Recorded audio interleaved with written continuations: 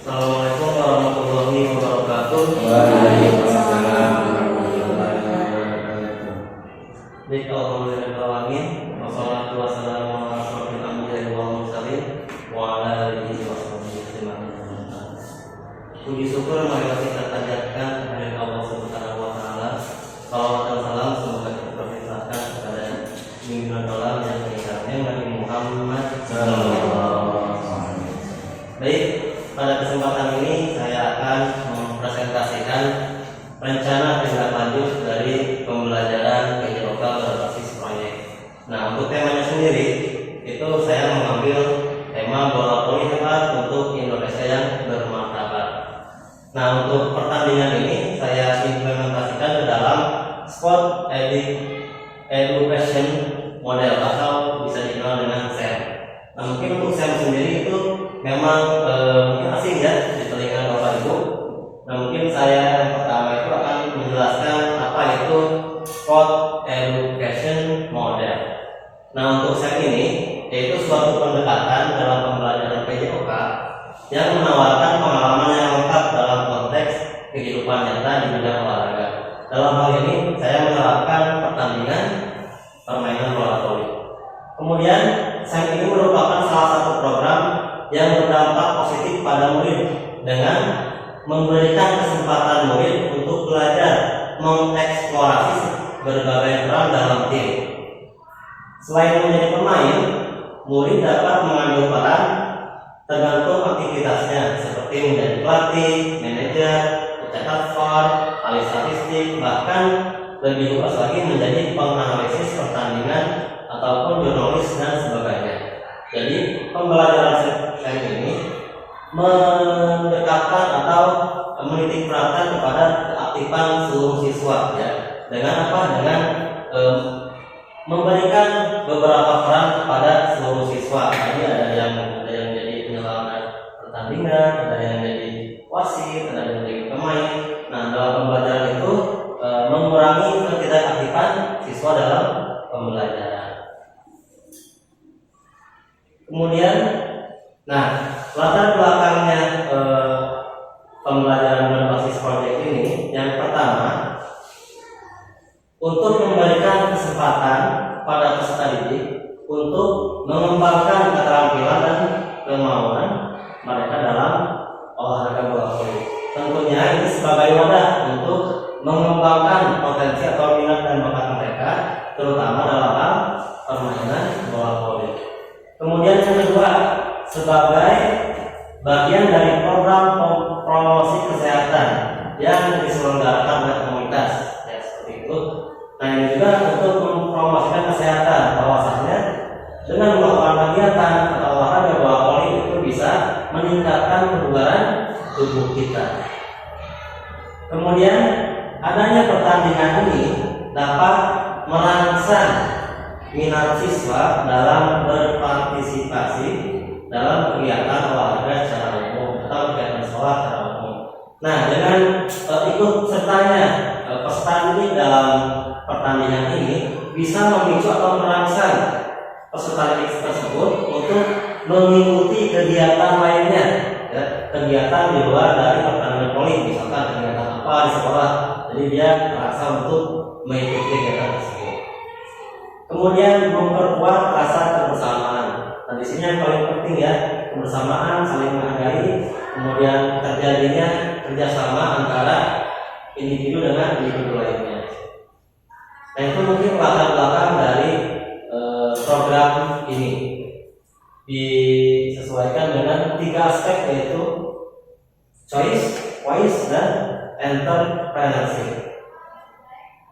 Nah, kemudian kita lanjut ke tujuan program ini. Ada beberapa tujuan. Yang pertama yaitu memberikan kesempatan kepada siswa untuk mengembangkan keterampilan dasar dalam olahraga, khususnya olahraga bola voli, termasuk servis, passing, dan gerakan serangan. Nah, ini tujuannya salah satunya itu memberikan kesempatan ya, kepada seluruh siswa untuk mengembangkan minat dan bakatnya, ya, terutama dalam keterampilan bermain bola voli. Kemudian yang kedua yaitu meningkatkan kebugaran fisik dan kesehatan melalui aktivitas olahraga yang aktif. Ya. Yang kedua itu berarti meningkatkan dengan kita melakukan olahraga bola voli itu bisa meningkatkan kebugaran tubuh kita. Dan yang ketiga, mengajarkan pentingnya bekerja sama dengan tim dan bagaimana berkomunikasi efektif di lapangan. Nah, dengan perlombaan ini kita bisa mengajarkan kepada peserta didik kita bagaimana sih caranya bekerja sama yang baik dan pentingnya bekerja sama dalam tim supaya tim itu dapat memenangkan suatu pertandingan.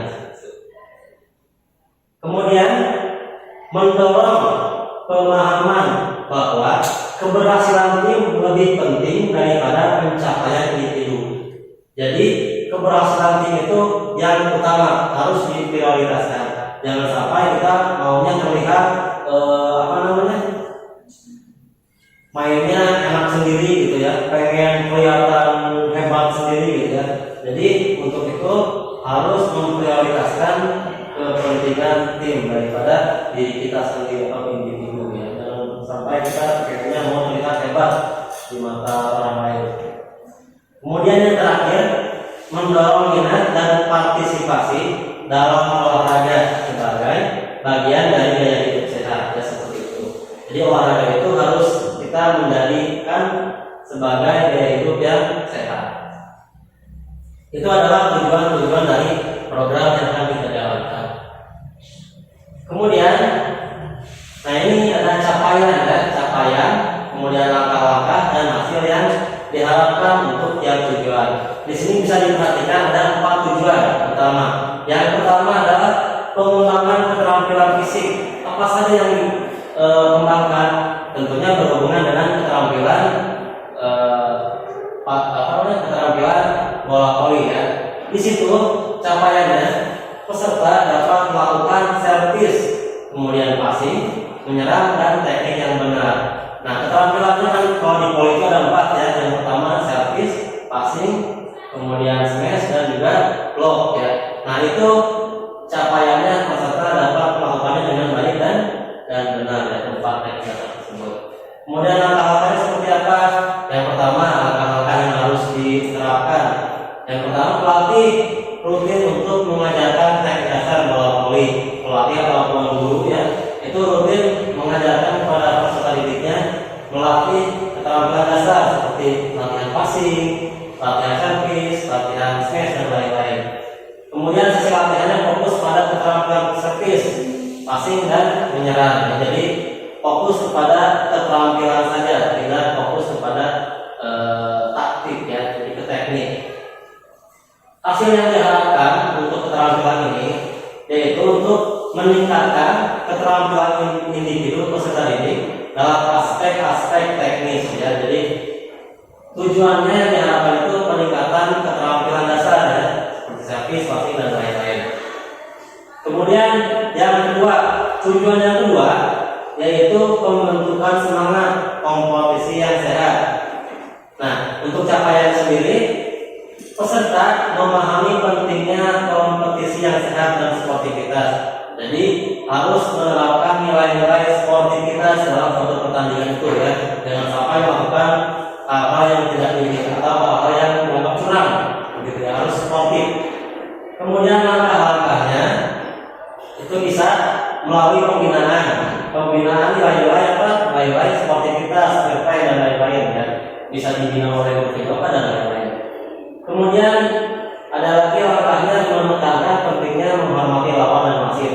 Jadi harus saling menghormati ya antara tim lawan. Jangan sampai musuhan di lapangan, musuhan juga di luar lapangan. Sama seperti itu ya. Nah, yang ketiga, tujuan yang ketiga adalah promosi, kolaborasi dan kerja tim. Nah, ini berhubungan dengan komunitas belajar ya. Capaiannya apa yang akan dicapai? Yaitu peserta dapat berkomunikasi dan bekerja sama dengan tim. Intinya dalam suatu tim itu harus terjalin kerjasamanya, baik komunikasi verbal ataupun komunikasi non verbal seperti itu. Langkah-langkahnya seperti apa? Ya, di sini bisa dengan latihan tim, fokus pada taktik dan kerjasama.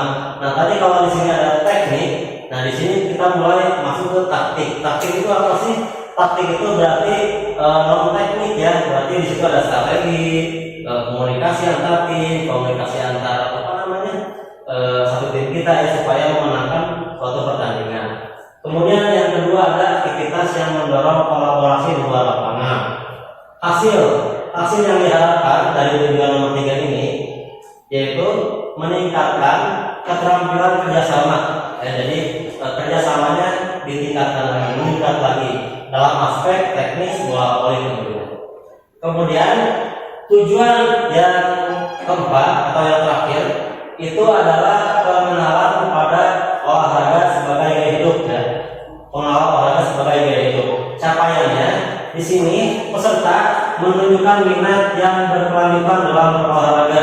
Ya, jadi setelah melakukan atau mengikuti turnamen bola voli, peserta ini jadi berkelanjutan ya. Jadi ikut turnamen lain ya di luar sekolah seperti itu aja. Jangan sampai turnamen di sekolah aja. Ya, kalau ada turnamen lain di luar sekolah berarti siswa tersebut jadi mengikuti ya, ikut. Jadi memotivasi. Kemudian langkah-langkahnya seperti apa? Yang pertama, mendorong partisipasi dalam kegiatan olahraga selain dalam turnamen. Misalkan, jadi olahraga itu tidak harus nunggu turnamen ya. Gak ada turnamen pun kita harus olahraga. Misalkan apa saja olahraga yang bisa dilakukan? Yang pertama bisa jogging ya, lari atau main futsal dengan teman-teman, main voli ya, seperti itu bisa. Kemudian hasil yang diharapkan dari tujuan nomor 4 tadi yaitu adopsi gaya hidup aktif dan berkelanjutan di antara peserta. Ya, jadi peserta tersebut menunjukkan pola hidup yang sehat. Kita lanjut ke slide selanjutnya. Ini latar belakang program tujuan. Kemudian, ya, struktur program dan mitra dalam komunitas belajar. Nah, ini kan kita sebagai komunitas belajar ya. Di sini ada beberapa struktur dan terlibatan mitra dalam program ini. Yang pertama yaitu pengembangan program latihan. Nah, di sini untuk latihan sendiri, latihannya kita fokus kepada keterampilan bola voli. Ya, nanti akan dipandu mungkin sama guru PJOK-nya langsung. Kemudian target untuk struktural itu yang pertama pengurus OSIS dulu kita jadikan sebagai panitia pelaksana. Nah, jadi untuk OSIS sendiri itu kan sudah terbiasa dengan organisasi ya. Jadi kita jadikannya langsung panitia pelaksana dalam perlombaan voli yang akan kita adakan nanti ke depan. Kemudian PML sebagai tenaga medis ya, tentunya untuk pertandingan bola voli ini kan cukup riskan ya. Terjadinya cedera itu sangat mungkin. Jadi kita harus mengantisipasinya dengan apa? Dengan mengadakan tim medis, yaitu dengan melibatkan anggota PML yang ada di sekolah kita. Kemudian dan yang ketiga itu peserta didik sebagai peserta lomba.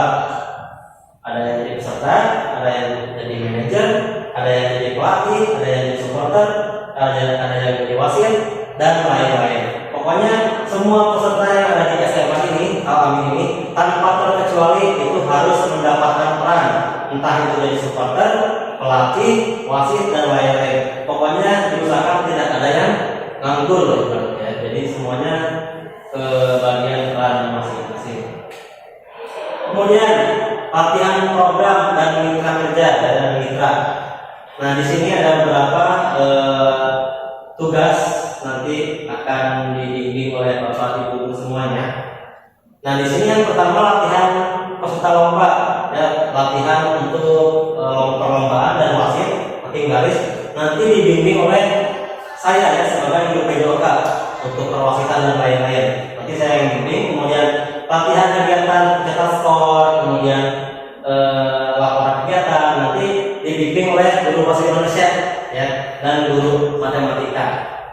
Kemudian latihan mengisi acara pembukaan dan penutupan itu nanti dibimbing oleh guru seni budaya dan untuk rencana seperti itu. Nah, untuk dokumentasi foto, mungkin foto video ya, nanti dibimbing oleh guru informatika. Nah, rencana kompetisi. Nah, ini kan kita ada berapa kelas di situ, ada 6 kelas ya. 6 kelas itu berarti kita bikin 6 tim. 6 tim ini nanti sistem pertandingannya setengah kompetisi ya. Jadi tiap tim itu saling bertemu seperti itu. Dan untuk klasemennya itu poin, nanti dihitungnya poin klasemen. Kemudian pertandingan dilaksanakan mulai tanggal 11 sampai 14 Desember. Berarti ada waktu kurang lebih 2 minggu lagi untuk merancang kegiatan tersebut. Mudah-mudahan mungkin di tanggal itu tidak ada halangan ya. Kemudian tempat pelaksanaannya yaitu di lapangan sini ya, di lapangan kita tercinta, yaitu di lapangan Poli SMA IT Al-Amin ya. Itu lapangannya sudah komplit ya, dari segi juga sudah jelas. Untuk tiangnya sudah bagus, bolanya juga banyak. Nah itu bagus ya, untuk alatnya sudah lengkap. Kemudian peraturan pertandingan itu kita mengikuti PBPSI ya. PBPSI itu untuk olahraga permainan bola voli gitu ya. Nah ini untuk rencana kompetisinya ya. Ada 6 tim, kemudian sistemnya setengah kompetisi. Pertandingannya kira-kira kita menggunakan 4 hari lah ya, 4 hari. Itu antisipasi kalau misalkan cuacanya tidak bersahabat ya. Kalau misalkan hujan, kita lihat kondisi dulu. Kalau misalkan hujannya besar, berarti dihentikan pertandingannya. Kemudian aset yang dimiliki oleh sekolah kita ya, karena memang di sini ada beberapa aset yang harus kita manfaatkan. Yang pertama adalah aset manusia, artinya manusia di sini berarti SDM kita ya. Yang pertama guru olahraga yang berpengalaman mampu mengorganisir dan mengelola pertandingan bola voli dengan baik. Yang berarti guru olahraga yang pertama. Yang kedua adalah guru yang free lainnya atau guru mapel yang lain yang dapat berkolaborasi melatih kegiatan lain selain turnamen. Tadi ya sudah membagi tugasnya, ada matematika, ada seni budaya dan lain-lain. Kemudian kepala sekolah itu berperan sebagai pendukung kebijakan dan program. Kemudian peserta didik atau siswa yang berbakat dapat dijadikan sebagai model atau tutor supaya dijadikan sebagai contoh. Aset lainnya yaitu aset fisik. Yang pertama lapangan voli yang dapat digunakan untuk kegiatan latihan dan pertandingan. Kemudian kita memiliki 6 buah bola voli yang layak, ya, itu bisa digunakan untuk latihan pastinya ya. Kemudian model lingkungannya itu ada udara bersih yang nyaman untuk kegiatan latihan kita. Karena memang di sini udaranya sangat bersih dan tidak ada kontaminasi dari zat lain ya. Kemudian modal finansial yang paling penting itu dananya dari dana BOS ya, seperti itu. Kemudian yang terakhir kemungkinan tantangan yang akan kita hadapi. Yang pertama yaitu tantangan memanage waktu, tentu saja yang pertama. Pertandingan bola voli ini seringkali diintegrasikan dalam kurikulum sekolah. Oleh karena itu, memadukan pertandingan dengan tugas akademis atau kegiatan eskul bisa jadi tantangan, ya, jadi pasti bentrok tuh kegiatannya. Nah, solusinya apa? Yaitu mengatur dan menyelenggarakan pertandingan dapat melibatkan koordinasi. Berarti solusinya adalah koordinasi dengan pihak-pihak di sekolah, ya. Biar apa? Biar nanti untuk pengalokasian waktunya tidak bentrok. Kemudian yang kedua ada lagi tantangan hujan, ya. Nah, di sini kan kita sudah masuk musim penghujan. Ya, biasanya hujannya dari pagi, sore sampai malam. Kalau misalkan terjadi hujan, kita solusinya yaitu mengatur dan disesuaikan dengan keadaan lingkungan. Kalau misalkan hujan gerimis masih bisa main, ya kita lanjutkan. Kalau misalkan hujannya besar, deras, ada petirnya, itu otomatis kita hentikan pertandingan.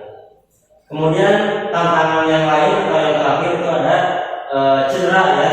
Nah, memang bola voli ini kan ada lompatnya ya, seperti itu. Takutnya kan terjadi kesalahan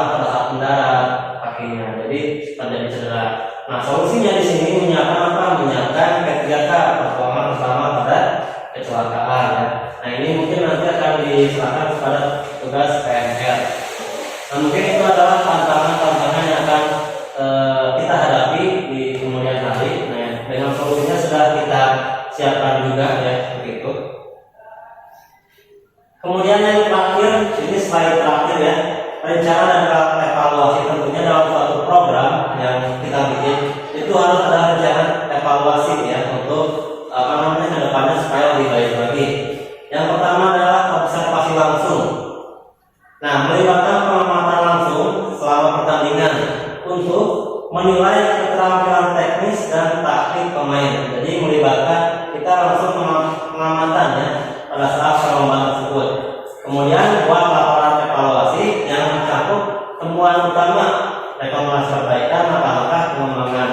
Nah, kita harus cari apa saja yang harus diperbaiki, apa saja yang kurang, apa saja yang harus dikembangkan, dan apa saja yang harus dipertahankan, seperti itu ya. Jadi nanti temuan-temuannya apa saja. Kalau misalnya yang kurang, tulis apa saja yang kurangnya. Kemudian wawancara dengan pemain dan pelatih. Kita lakukan wawancara,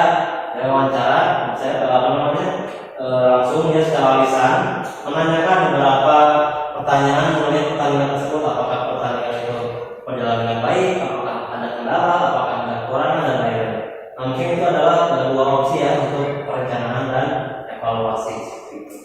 Mungkin itu saja Bapak Ibu yang bisa saya presentasikan mengenai program saya, yaitu program di mana untuk Indonesia sendiri itu bola voli hebat untuk Indonesia bermartabat. Nah, ini pertandingan bola voli tentunya ya. Baik, Bapak Ibu, maka pilih kalau ada yang mau bertanya atau menambahkan, silakan acungkan tangan. Silakan Pak Ihsan, maka apa? Untuk organisasi tim dalam menentukan peran yang diambil itu seperti apa? Oh, untuk organisasi ya, organisasi game untuk peran ya. Nah, untuk organisasi sendiri mana tadi ya?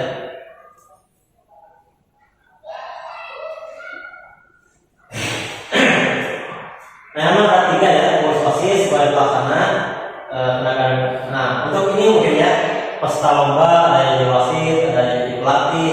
Nah, itu nanti kita akan libatkan kepada siswa ya. Ada choice juga, jadi siswa nanti berhak memilih mau jadi apa, disesuaikan dengan bakatnya. Kalau misalkan, Pak, saya mau jadi wasit misalkan, boleh ya, seperti itu. Saya mau jadi pemain, saya mau jadi supporter, saya mau jadi manajer. Nanti disesuaikan dulu, ya, kita sambil dulu mana yang mau yang siap mana. Nanti tanya dulu ya satu-satu, kamu siap jadi apa? Siap jadi apa? Jadi apa? Misalnya ada yang jadi supporter, ada yang jadi pelatih, ada yang jadi wasit dan lain-lain seperti itu ya. Jadi nanti untuk organisasiannya, untuk panitia pelaksana itu sudah jelas ya sama anggota pasti. Kemudian untuk medis itu sudah jelas sama PNR. Nah, yang jadi manajer tim, yang jadi peserta, yang jadi pelatih itu nanti kita berikan opsi pilihan ya sesuai dengan minat. Siapa yang mau jadi pemain, siapa yang mau jadi pelatih, jadi wasit, jadi garis, nanti diserahkan kepada siswanya sendiri. Seperti itu mungkin cukup. Ada lagi yang mau bertanya? Silakan ya Bu Bunai. Untuk sistem pertandingan setengah kompetisi itu seperti apa? Oh, untuk sistem setengah kompetisi ya.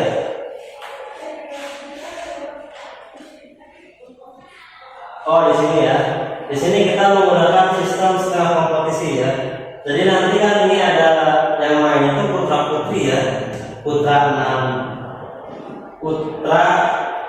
3 tim, putri 3 tim. Ya, jadi 6 tim semuanya ya. Nah, untuk putra nanti ketemunya dengan putra lagi dan putri lagi.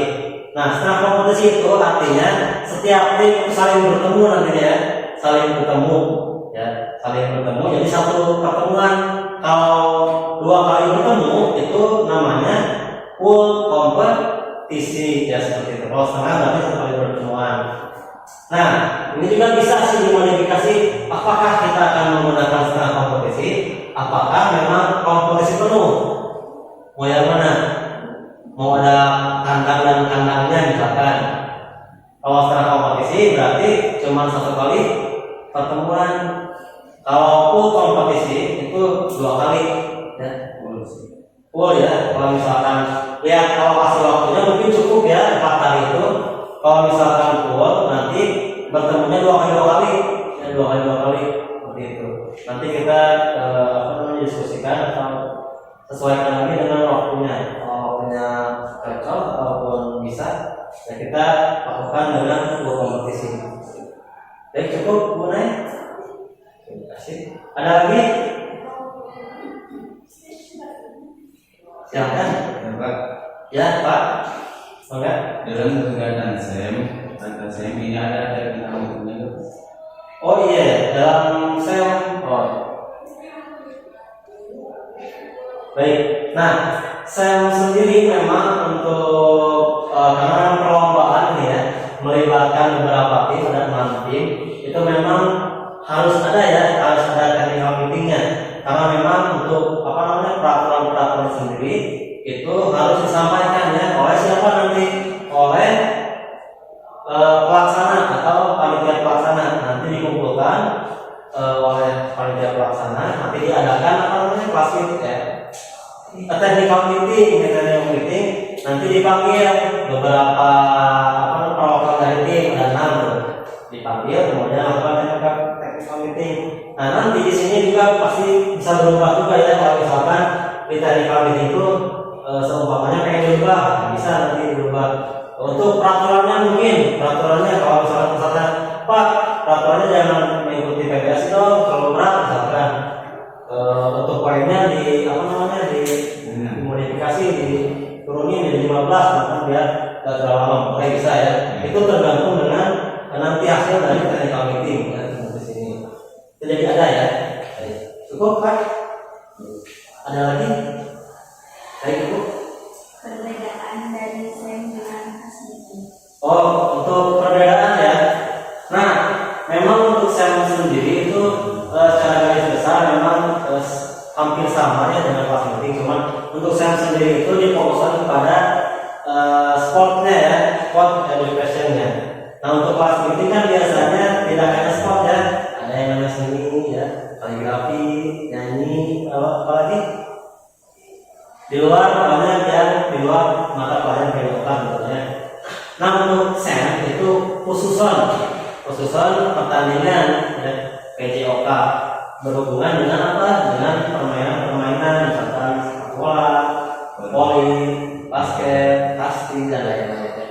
Jadi secara khusus kalau kelas meeting itu secara umum ya, secara umum melibatkan kelompok yang lain. Di kelas meeting kan biasanya ada pop song, nyanyi dan lain-lain seperti itu. Nah di sini tidak ada hanya melibatkan aktivitas gerak saja. Dalam hal ini permainan olahraga. Ada lagi Bapak Ibu yang mau ditanyakan? Silakan. Mengenai program pertandingan bola voli ini, Pak, dana untuk kelas meeting selain dana bos. nah untuk dana sendiri itu selain dari dana bos ya, kita bisa mengeluarkan dana itu dari sponsor sebenarnya ya, sponsor. Karena memang untuk sponsor sendiri itu harus ada rumahnya sendiri ya. Kita harus bekerjasama dengan pihak lain tentunya dari sebuah sekolah. Misal kita ber-MOU dengan Honda seperti itu, atau berhubungan dengan Almi apa nih, misalkan kartu seluler bisa seperti itu ya, berhubungan. Nah karena memang ini dananya terbatas, memang harus ditambah dengan dari donatur lain ya, seperti itu. Kita membuat proposal, MOU dan lain-lain. Itu bisa ya, seperti itu. Ada lagi? Cukup? Baik, mungkin kalau cukup Bapak Ibu, terima kasih atas kehadirannya. Mudah-mudahan program ini terlaksana dengan baik ya, sampai dengan awal yang sudah ditetapkan. Baik, itu saja. Kalau tidak ada pertanyaan Bapak Ibu, terima kasih. Mungkin demikian dari saya. Assalamualaikum warahmatullahi wabarakatuh.